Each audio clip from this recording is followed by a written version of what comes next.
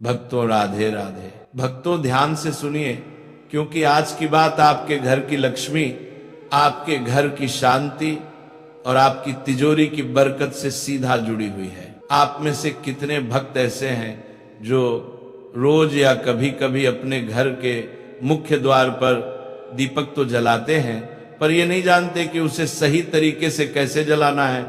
बहुत से लोग श्रद्धा से दिया तो जला देते हैं, लेकिन विधि नहीं जानते, दिशा नहीं जानते, कहाँ रखना है नहीं जानते, और फिर बाद में कहते हैं कि हमने तो दिया भी जलाया, पूजा भी की, पर घर में बरकत क्यों नहीं आ रही, धन क्यों नहीं टिक रहा, कला क्यों बढ़ रही है। भक्तों, शास्त्रों में साफ कहा गया है कि अगर दीपक सही तरीके से, सही समय पर और सही स्थान पर जलाया जाए तो घर में धन, दौलत, सुख, समृद्धि, घर की रक्षा, तंत्र मंत्र और बुरी नजर से सुरक्षा सब एक साथ मिलती है। और अगर गलत तरीके से किया जाए तो कभी कभी उल्टा परिणाम भी मिलने लगते हैं। इसीलिए आज मैं आपसे बस आपके जीवन के 5 मिनट मांगता हूं, ताकि मैं आपको दीपक जलाने का सही तरीका बता सकूं, जिससे आपकी तिजोरी भरी रहे, घर में सकारात्मक ऊर्जा बनी रहे और कोई भी तांत्रिक, जादू टोना करने वाला आपके घर की दहलीज के भीतर कदम रखने की सोच भी न सके।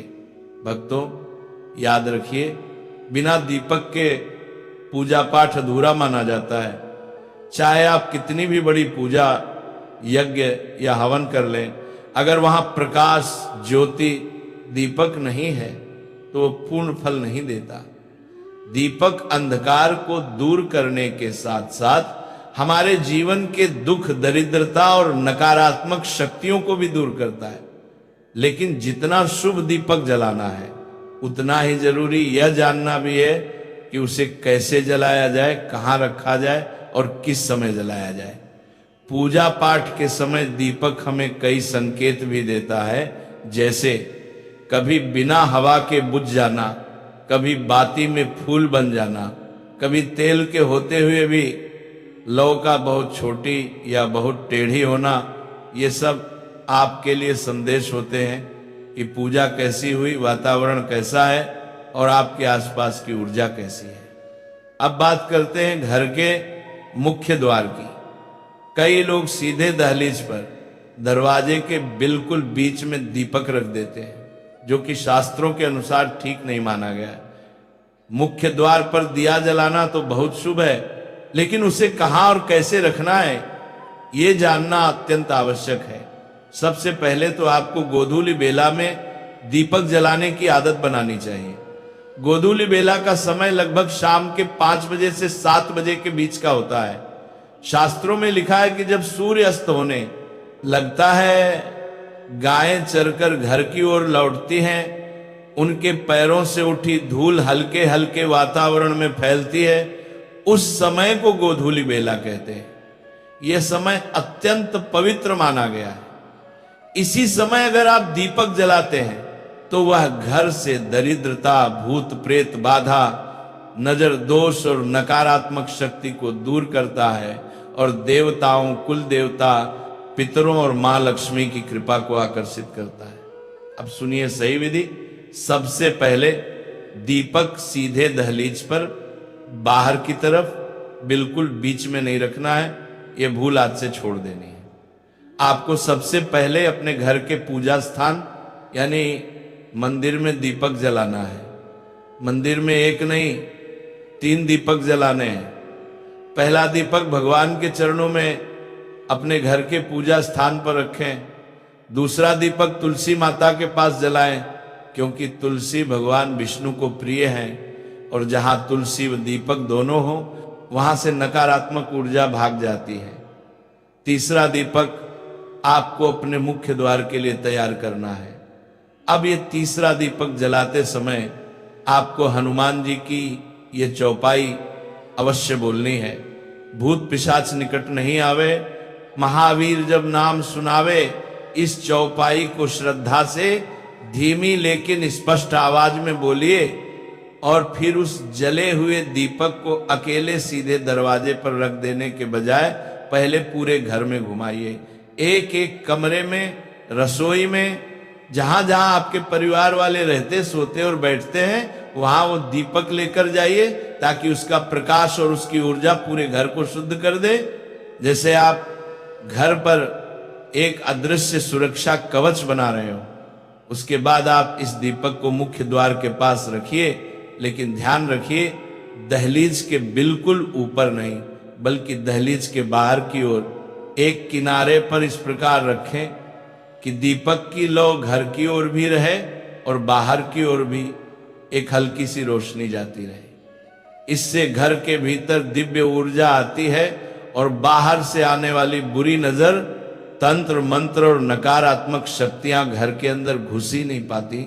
इस प्रकार प्रतिदिन या कम से कम रोज शाम को एक दीपक इस विधि से जलाने वाले घर में लक्ष्मी, शांति, सुरक्षा और सुख स्थायी रूप से बने रहते। यह दीपक आपको प्लास्टिक का प्रयोग करके नहीं बनाना है, बल्कि धातु का ही आपको दीपक लेना है, या फिर आप मिट्टी का दीपक भी ले सकते हैं। घर का तंत्र मंत्र बिल्कुल ही भूल जाएंगे।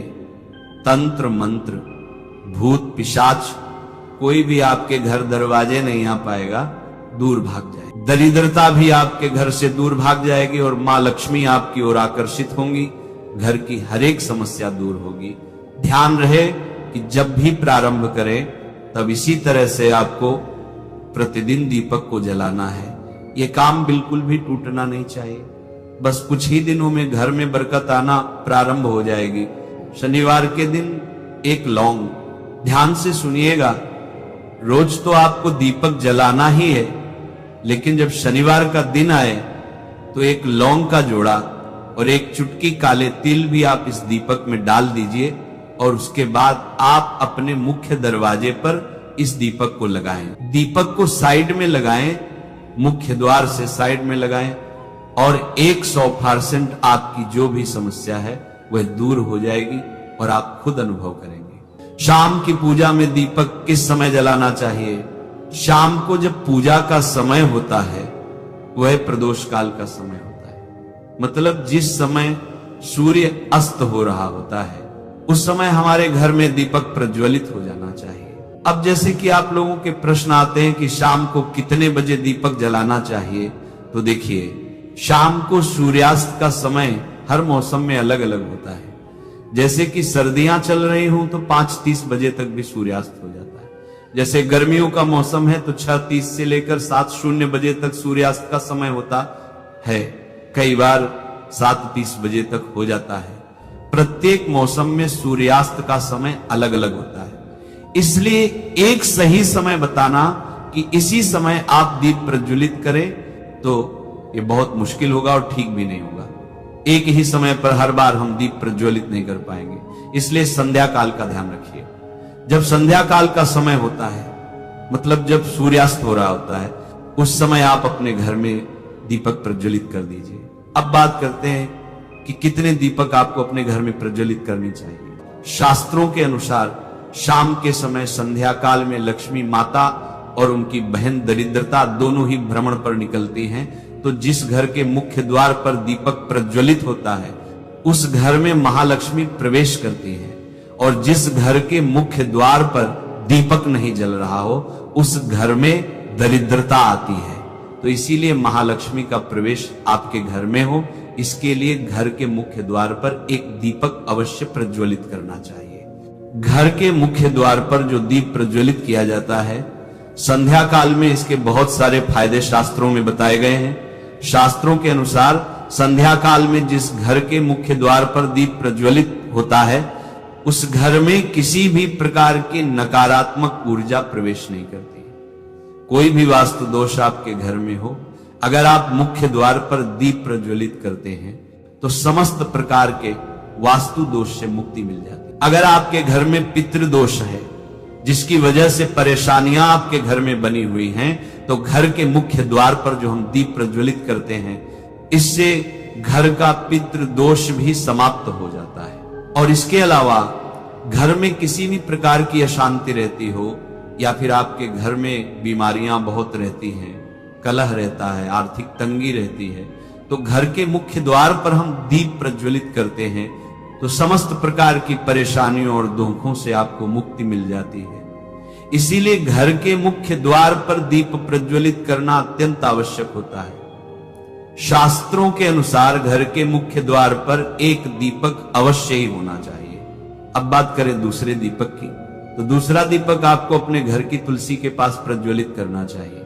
शास्त्रों के अनुसार अगर शाम के समय संध्या काल में तुलसी की जड़ के पास अंधेरा रहता है तो ऐसे घर में दरिद्रता का स्थायी वास बन जाता है। जिन घरों में शाम के समय तुलसी के पास दीप प्रज्वलित किया जाता है, ऐसे घर में लक्ष्मी का वास होता है। श्री हरिविष्णु सहित महालक्ष्मी ऐसे घरों में वास करती हैं। तो आपको प्रयास करना चाहिए कि शाम के समय तुलसी के पास एक दीपक अवश्य प्रज्वलित करें। अब बात करें अगले दीपक की, तो शाम के समय अपने घर के ईशान कोण में, मतलब जहां पर भी आपने अपने घर का मंदिर बनाया हुआ है, उसी स्थान पर घर के मंदिर में एक दीपक अवश्य प्रज्वलित कीजिए। 2-3 दीपक आपको प्रतिदिन अवश्य प्रज्वलित करने चाहिए। और अगर आप तीनों दीपक प्रतिदिन प्रज्वलित करते हैं तो विश्वास रखिए आपके घर की बहुत सारी परेशानियां स्वयं ही समाप्त हो जाती हैं। और अब बात करते हैं अगले प्रश्न के बारे में, जो आप लोगों के हमेशा प्रश्न आते हैं कि दीपक किस चीज से प्रज्वलित करना चाहिए। सरसों का तेल डाल सकते हैं या नहीं, या फिर तिल के तेल का प्रयोग करना चाहिए, या फिर शुद्ध गाय के घी का, किस चीज से हम दीपक प्रज्वलित करें। तो देखिए, शास्त्रों के अनुसार सरसों के तेल का दीपक हर जगह प्रज्वलित नहीं करना चाहिए। सरसों का तेल कड़वा तेल कहा जाता है। इस तेल का दीपक हम प्रज्वलित करते हैं शनिदेव के लिए। अगर आप दीप दान करते हैं शनिवार के दिन, तो आपको सरसों के तेल का दीपक प्रज्वलित करना चाहिए। और आप चाहे तो जैसे कि पीपल का वृक्ष होता है, वहां पर भी सरसों के तेल का दीपक प्रज्वलित करना चाहिए। या फिर भैरव देवता होते हैं, उनके लिए भी सरसों के तेल का दीपक प्रज्वलित किया जाता है। इसके अलावा कहीं पर भी सरसों के तेल का दीप प्रज्वलित करने की बात शास्त्रों में नहीं कही गई। शास्त्रों के अनुसार किसी भी देवता के निमित्त जो हम दीप प्रज्वलित करते हैं, उसमें गाय का घी डालकर ही प्रज्वलित करना चाहिए। अब देखिए, ऐसे समय में जबकि गाय का शुद्ध घी नहीं मिल पाता है, तब हमें क्या करना चाहिए?